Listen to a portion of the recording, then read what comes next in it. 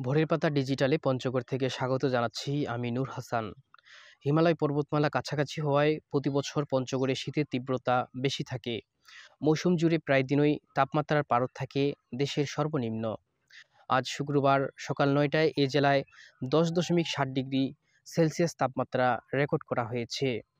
তাপমাত্রার পারদ কমে আসলেও সকাল থেকে দেখা মিলছে ঝলমলে রোদের। ঝলমলে রোদ থাকার ফলে জনজীবনে তেমন কোনো প্রভাব পড়েনি, দুর্ভোগ তৈরি হয়নি শ্রমজীবীদের। তবে সন্ধ্যার পর থেকে হিমেল বাতাসে কাবু করেছে এখানকার মানুষদের। রাত বাড়ার সঙ্গে সঙ্গে শীতের তীব্রতাও বাড়ে। পঞ্চগড়ের প্রথম শ্রেণীর তেঁতুলিয়া আবহাওয়া পর্যবেক্ষণাগারের সহকারী কর্মকর্তা দ্বিজেন্দ্রনাথ রায় জানান, গতকাল সকাল ৯টায় এ জেলায় ১০.২ ডিগ্রি সেলসিয়াস তাপমাত্রা রেকর্ড করা হয়েছে। গত কয়েকদিন ধরে তাপমাত্রা ওঠানামা করছে।